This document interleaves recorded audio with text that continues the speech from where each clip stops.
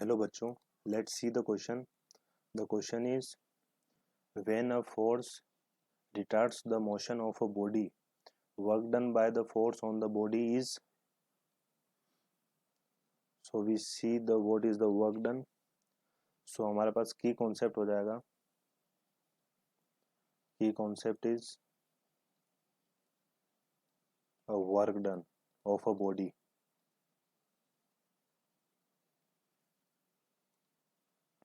So we know that when the force retards the motion,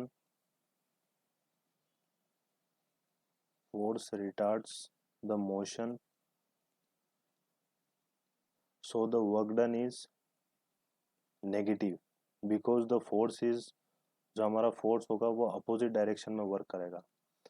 for an example, हमारे पास कोई भी एक body है जिसका मास m है.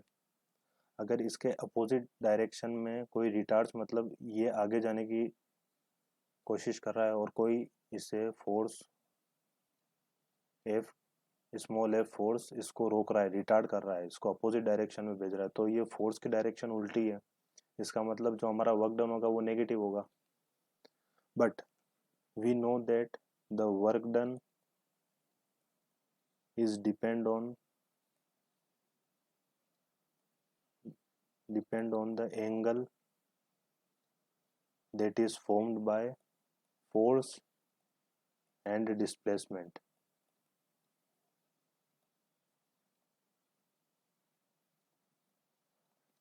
फोर्स एंड द डिस्प्लेसमेंट, अगर हम देखा जाए इस डायरेक्शन में एफ फोर्स लग रहा है, स्मॉल एफ फोर्स, और यहाँ से यहाँ तक का डिस्टेंस हमें स्मॉल डी दे रखा है, तो हमें पता है कि ये डायरेक्शन एक जीरो एंगल, बिकॉज यहाँ पर कोई एंगल इंक्लाइंड एंगल, कोई वर्टिकल एंगल नहीं है, ये एक हॉरिजॉन्टल एंगल है.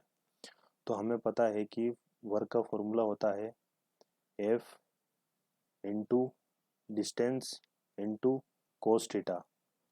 जब यहाँ पर कोई एंगल ही नहीं है तो हम थीटा की वैल्यू जीरो कंसीडर कर सकते हैं.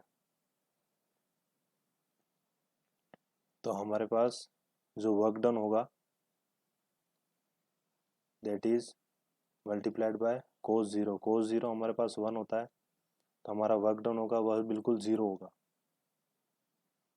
इस कंडीशन में जो हमारा वर्क डन होगा वह जीरो हो जाएगा. So the correct answer is option number B is our correct answer. I hope it understood it well. Best of luck.